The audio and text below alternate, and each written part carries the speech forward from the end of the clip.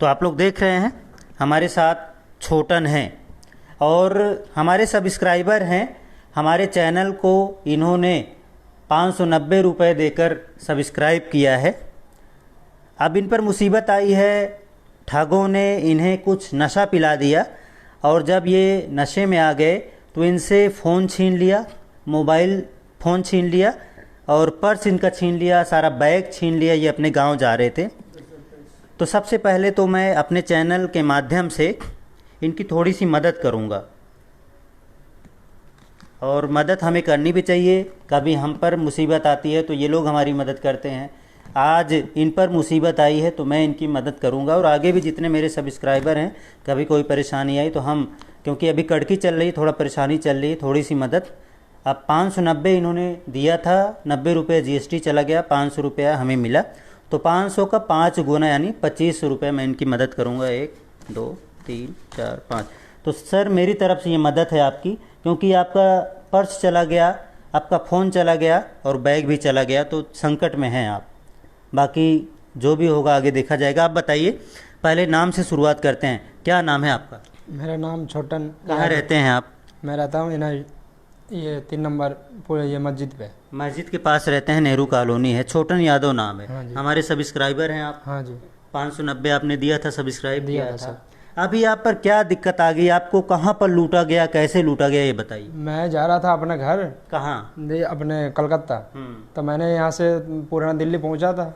तो वहाँ से जो है मैंने एक रिक्शा वाले से बोला जे चलो पुराना दिल्ली में गाड़ी सुबह है तो हमने नई दिल्ली जाना है। तो हमने बोला चलो ठीक है, सुबह जाना है। तो मैंने उनको बोला जो तुम्हारा कितना किराया लोगे? तो उसने बोला 100 रुपये लूँगा। हाँ ठीक है, चले बैठे। फरीदाबाद में आप बैठे थे? दिल्ली में? मैं दिल्ली में बैठा था। यहाँ से ट्रेन से गए थे आप? यहाँ से मैंने मेट्रो 11:30 बजे वाला पकड़ा था। मेट्रो से गए आप दिल्ली? हाँ, मैं यहाँ से सरिता बिहार तक मेट्रो थी, लास्ट मेट्रो। तो मैंने वहाँ से फिर टेम्पो बुक किया, मतलब वहाँ से 100 रुपये लिया, तो पुराना दिल्ली तक छोड़ा था। तो वहाँ हमने बोला चलो हमारा गाड़ी सुबह है तो हम जल्दी जाना है तो हम नई दिल्ली चला जाएंगे।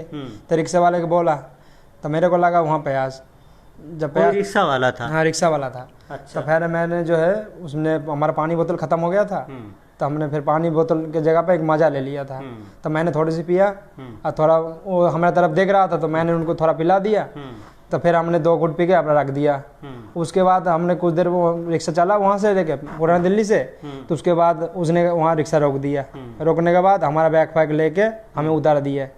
अब जय उतरा, मैंने उसको बोला कैसे मेरा बैग ले जा रहे? तो फिर कह रहे तुम यहाँ चले जाओ।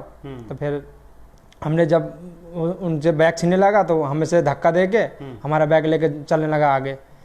तब उसके बाद फोन छीन लिया था आपका? फोन और मोबाइल? ये हमारे फोन मोबाइल भी छीना? हाँ, हमने हमारा बेल्ट तक, कमर का बेल्ट तक निकाल लिया, ऊपर से मोबाइल भी लिया, 10,000 रुपये कैश था, बाकी बैग भी ले गए।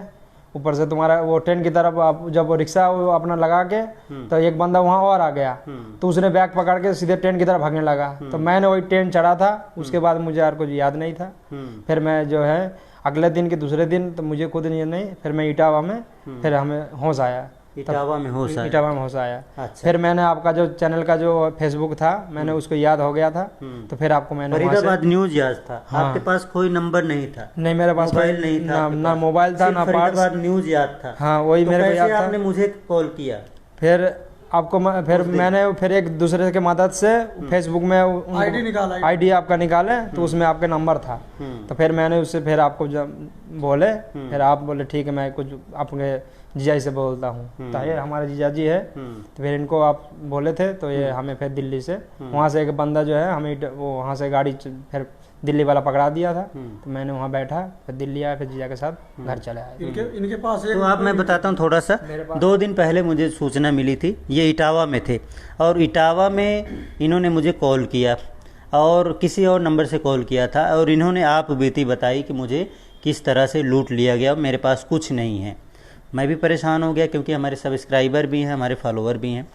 फिर हमने जो है इनसे बात की, इनके जीजा जी हैं, इनके साथ ही रहते हैं, इनसे बात की।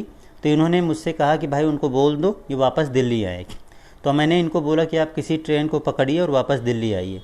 तो आधे नशे में थे, क्योंकि कुछ ऐसा नशा उसने पिला दिया था इनकी माजा में डाल के कि ये बेहोश से हो गए थे, इनको होश नहीं था, कहाँ जा रहे हैं, कुछ क्या कर रहे हैं, कुछ पता नहीं था।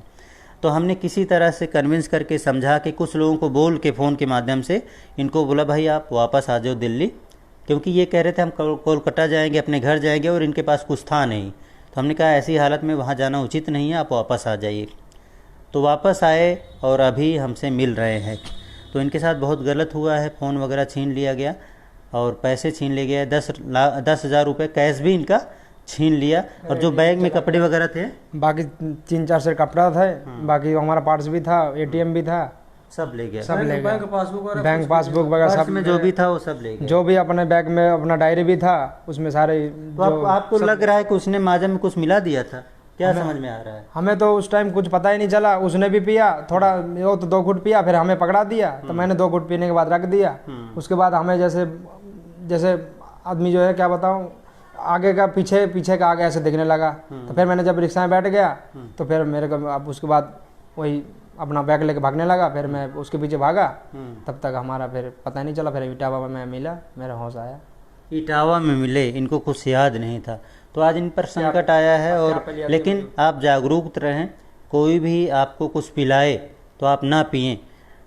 यहाँ तक कि अगर आप किसी को ऑफ़र करते हैं भाई लो लिम्का पी लो और Pepsi P low, juice P low, और देखते रहें कि कहीं वो कुछ मिला के वापस आपको दे दे, आप बेहोश हो जाएं, तो आपको सावधान रहने की ज़रूरत है।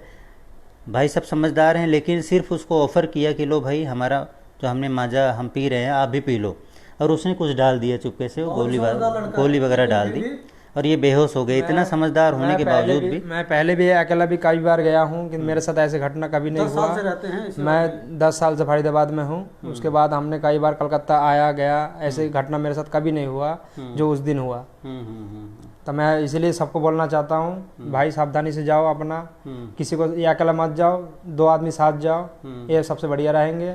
आपस में ध्यान रखें, अलर्ट रहो। हाँ, क्योंकि ये ठग जो है, ये लुटेरे हमेशा हमारे बीच में ही रहते हैं। कोई रिक्शा चला वाला होता है, कोई ऑटो वाला होता है, ये हमारे बीच में ही रहते हैं और आपको भ्रमित करके आपके साथ ऐसी वारदातों को अंजाम देते हैं। रामहित जी, सर, आप भी बहुत परेशान थे, रो रहे थे उस दिन। सर हमारे सगे साले हैं तो रोएंगे सब, हमको सोचेंगे हमारा बेटा ले गए, पता नहीं कहाँ गायब कर दिए, क्या कर दिए, इसलिए रो रहा तो आता ही सर। बड़े परेशान थे और हमसे भी इनका दुख देखा नहीं गया था उस दिन, काफ़ी परेशान हो रहे थे। हालांकि इनकी मदद हुई है, अभी ये वापस आ गए हैं। और सिम वगैरह ब्लॉक करवा दिया आपने? हाँ, मैंने दूसरा वो सिम बंद करा दिया, दूसरा नई सिम निकालवा लिया उस नंबर के। बाकी एक चला ही गया आपका? हाँ, फोन हमारा चले गए। ATM वगैरह ब्लॉक बाकी ATM हमने ब्लॉक करवा दिया। हाँ, ब्लॉक करवा दिया, अब निकल जाएंगे। तो ठीक है दोस्तों, बस हमारा मकसद यही है कि आप लोग अलर्ट रहें, सावधान रहें, ताकि ऐसी वारदात आपके साथ ना हो। खासकर आप यूपी जा रहे हैं, बिहार जा रहे हैं, कोलकाता, वेस्ट बंगाल जा रहे हैं, तो आप लोग सावधान रहें, क्योंकि दूर आप जाते हैं तो रास्ते में आपको लूट लेते हैं, तो ना आप घर के रहते हैं ना घाट के रहते हैं, तो बड़ी दिक्कत होती है। बस इतना बताना था। हाँ सर, आप क्या कह रहे हैं? सर हम ये कह रहे हैं कि हम आज हमारे साथ जैसे घटना लड़के के साथ हुआ, ऐसे और किसी के साथ हो सकता है, इसलिए जो है सतर्क रहें। जब जाएं अपना ध्यान रखें, रात में जाएं, ऐसा कोशिश करें कि हम दिन में दिल्ली मतलब रेलवे स्टेशन पहुंच जाएं। कभी भी जाएं, लेकिन आप हमेशा सावधान रहें कि कोई भी आपको लूट सकता है। हो सकता है वो रिक्शे वाला हो, ऑटो वाला हो, कोई भी आ सकता है। ऐसी बहुत सारी भी लाइव दिखाया आपको कि ऐसी वारदातें हो रही हैं। बहुत सारे लोग हमारे बीच में रहते हैं जो ऐसी वारदातों को अंजाम देते हैं। हमारे साथ एक बार गुजरात में 2012 में हुआ था, वही इनको रिपीट हुआ है। तो सर हमारा कार्ड भी खो गया होगा? हाँ सर, आपका कार्ड हमारा खो गया, आपको दोबारा आपका कार्ड हमें चाहिए। चलो कोई नहीं, आपका पूरा रिकॉर्ड हमारे पास है, दूसरा कार्ड भी मिलेगा। और आप अपना ध्यान रखिए। और अभी तक मेरे सर में अभी तक दर्द है। अभी जो दिन भर तो काम तो करते ही है, अब ना काम करे तो कैसे चलेगा। तो अभी तक उनके जो नशे, अभी भी तुम्हारा शरीर में दर्द, अभी सुबह तो ज़्यादा दर्द होता है, दोपहर तक थोड़ा कम हो जाता है, फिर सुबह फिर दर्द होना चालू हो जाता है। चलो ठीक है दोस्तों, ये तो हमारे सब्सक्राइबर हैं और इनकी मदद करना हमारा फ़र्ज़ बनता है। लेकिन फरीदाबाद का कोई भी हो, आसपास का कोई भी हो, हम सबकी मदद करते हैं और सबकी मदद करने के लिए हम हमेशा तैयार हैं। भाई साहब को सिर्फ फरीदाबाद न्यूज़ याद था, बस इन्होंने किसी से बोला भैया फरीदाबाद न्यूज़ फेसबुक पर खोल लीजिए, मैं भैया का नंबर उसमें से लेना चाहता हूँ। और उस भाई ने मदद की, फरीदाबाद न्यूज़ फेसबुक में खोला, उस पर मेरा नंबर था, तो इन्होंने मुझे फ़ोन किया और इनकी मदद हो पाई है, वरना इनके पास उस टाइम ना तो पैसा था, ना तो इनकी पर्स थी, ना तो मोबाइल था, ना इनका बैग था। दाने दाने के मोहताज थे, कुछ भी नहीं था इनके पास, लेकिन अभी ये वापस अपने घर पहुँचे हैं। मेरे पास उस टाइम ना 1 रुपये था, ना मेरे पास कुछ नहीं था, खाली बस एक कपड़ा था, बस मैं वही कपड़ा पहन के वहाँ से चलाया। वो तो हो सकता था मेरे कोई रेलवे ट्रैक में भी डाल सकता था। वो तो ऐसे टाइम मेरे होश आ गया, तो मेरे को ऐसे लगा जब चलो मैं किसी से भैया से बात कर लूँ। तो भैया का नाम मतलब न्यूज़ का नहीं मुझे याद था, फरीदाबाद वाला, तो मैंने उसे फेसबुक पे किया, तो भैया का नंबर आया, तो मैंने भैया हमें मदद किए। चलो ठीक है दोस्तों, आप लोग वीडियो भी शेयर कर दें ताकि लोग अलर्ट रहें और इस तरह की वारदात किसी के साथ दोबारा ना हो। नेहरू कॉलोनी 3 नंबर में ये लोग रहते हैं और ये भैया वायर फिटिंग का काम करते हैं। जो इलेक्ट्रिक वायर होती है, जो घरों में वायर जाती है, वो उसकी फिटिंग का काम ये लोग करते हैं। रामहित आप भी यही काम करते हैं? काम करते हैं। हम ठेका लेते हैं काम का, लड़का हमारे पास काम करता है। चलो ठीक है दोस्तों, फरीदाबाद न्यूज़ से धर्मेंद्र प्रताप सिंह, नमस्कार। Thank you.